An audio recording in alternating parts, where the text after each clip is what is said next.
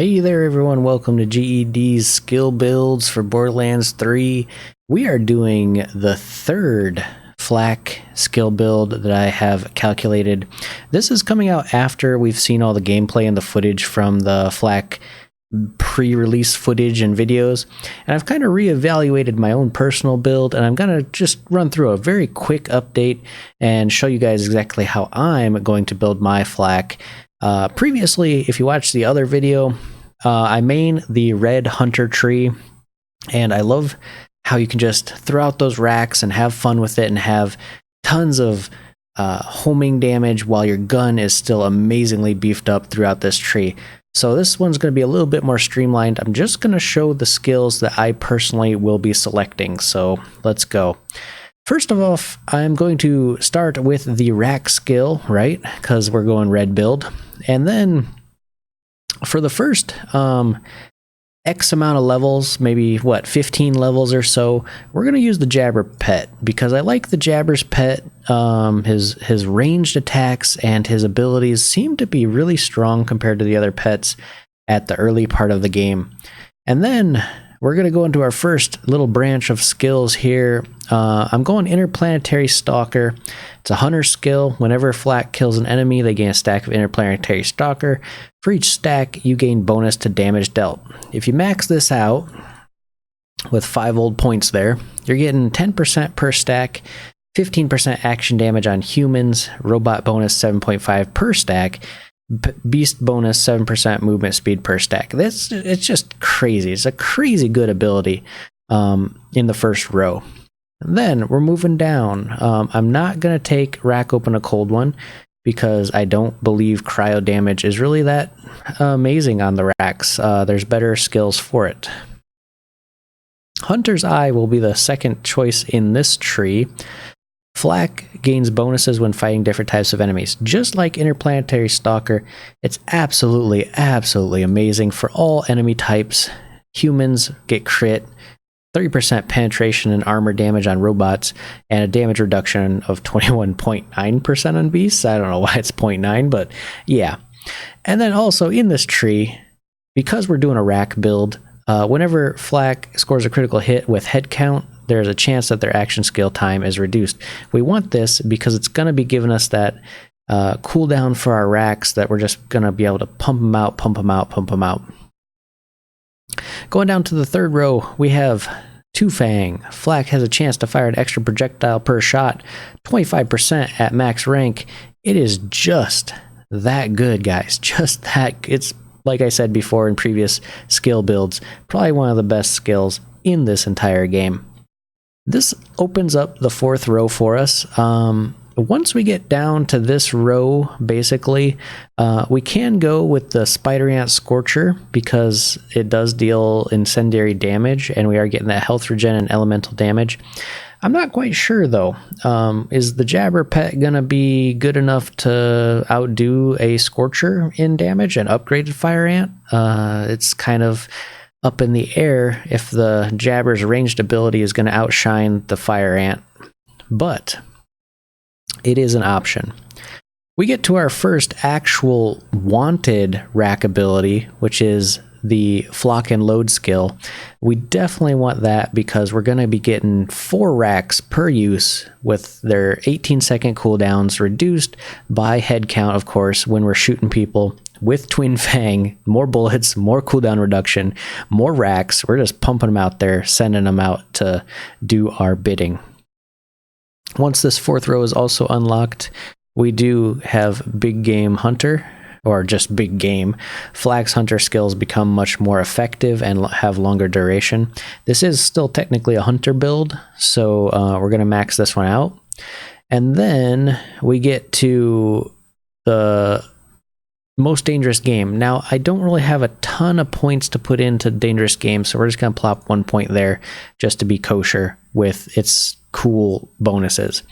You get a hunter skill whenever I kill a badass or stronger enemy. You gain increased crit hit, damage, gun damage, and handling for a long time. In addition, you get money per badass and above kill, which, I mean, who doesn't like money?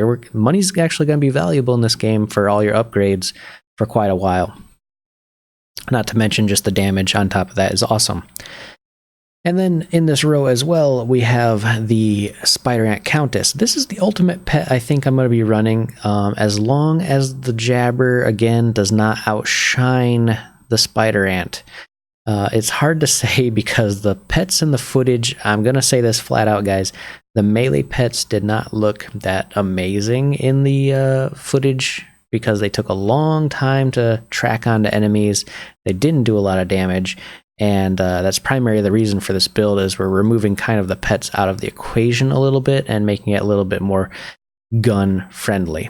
So once we get here, we're going to have to equip the Spider Ant Countess, and hopefully her action skill where she burrows underground and deals corrosive damage is going to, you know, help us out, along with that damage reduction of 5% and health regeneration of 1% per second, which is pretty good for a pet. Down to the 5th row, here we go. Raxcelerate. Racks have an increased cooldown rate of 20%, and you get an extra skill charge. Who doesn't love that for a rack build?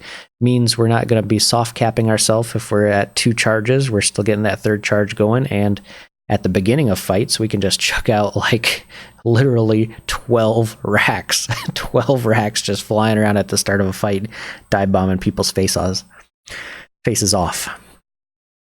5th row also has Galactic Shadow, which just gives you a flat crit hit damage. I mean, come on, crit hit damage. There you go. And then we're going to reach very close to Grim Harvest. Grim Harvest, we can't max this out right now, but we get increased gun damage and action skill damage. So we're just going to go until we get to Megavore, which Megavore is basically you crit on 20% of any body part anywhere. If you're not a crit hitter, if you just want to spray and pray like I do with SMGs and heavy machine guns and rocket launchers and whatever, you got a 20% chance to crit, my friend, and it's going to be amazing. Now, I do want to go back and flesh out Grim Harvest, but in this build right now, maybe we'll find a skill augment later in the game. But for right now, again, this is what we're taking, and then we're going to go over to the left to the green tree, the Stalker tree. I mean, I didn't used to be a fan of this tree, but I feel like now with viewing the pets and seeing how everything works between the Jabber and the Spider Ant and the Skag, I'm thinking this is going to be a little bit more helpful for the long term. Our first ability we're going to be taking is over here on the right. It's going to be Furious Attack.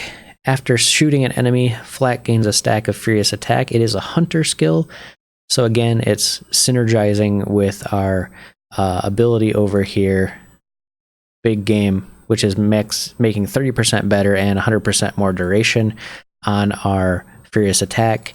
This is going to give us 10 stacks of 2 damage per 2% gun damage per stack, so that's 20% plus 30% on top of that.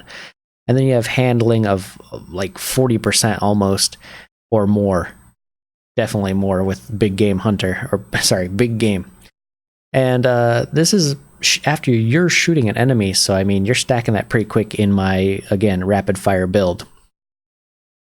The next skill we're going down to is Overclocked. Flak gains an increased fire rate and even more fire rate after reloading. With this maxed out, you're getting 10% base and then 20% when you reload. So 20% fire rate after you reload. Oh my gosh, guys, bullets are going to be flying out of the magazine and critting and shooting more bullets with Twin Fang, and it's Megavore is just going to be popping off, right? Okay, now one of the primary reasons I went down this green tree is because of this right here. Lick the Wounds. When Flak is in fight for your life, the pet will attempt to revive you. If your pet's not going to do damage, if they're not going to be a super huge utility, they might as well be helping you out when you're on the boss fights, right? When there's no more enemies around, it might as well be able to resurrect you. And then we have Tuck Tail and Run, Turn Tail and Run, which is absolutely a cool skill. While moving, Flak constantly regenerates health and gains damage reduction. And then on the flip side of that, the yin to the yang, while standing still, Flak gains gun damage and fire rate. More fire rate, more gun damage. If you max this out, we're sitting at 17% damage reduction, and then you get health regeneration while moving, and then while you're sitting there standing still just pumping out rounds, you get 25% gun damage with 12% fire rate, which is pretty dang good. And I'm not sure if it's calculating correctly, because those are some strange numbers, but we'll go with it, right? 8 more points to go. We have to kind of go back a little bit to reach that 4th row down there in the green tree, so we might as well go with survivability. Go back up here because we're approaching the late game at this point with our last remaining 8 points, and stuff is probably starting to chunk us. So we go with maximum health increase. We have regeneration off of 3 of our abilities, 2 in the green tree and 1 in the red, so we might as well pump a point into there to get just a little bit of extra max health, right? And then the one skill we want out of the green tree remaining is, while above half health with the fast and the furious, while above your half health, Flak's gun damage and movement speed is increased. This is just a beautiful skill for world travel. It's a beautiful skill for initiating fights. It's a beautiful skill just all around, because between this 25% gun damage and this over here, which is also 25% gun damage, and then up here we have another 20% gun damage, this green tree is pumping almost 60% gun damage into our red build, which, you know, obviously has, again, twin fang and tons of crits, and then on top of that you're pumping out racks. You're just sending them out there to kill stuff. The 4 remaining points are kind of a toss-up. They're a very, very big toss-up, because we don't want to go further down in this tree, because all we get is regeneration, which is not really amazing in Borderlands. I mean, health regeneration is just kind of like icing on the cake.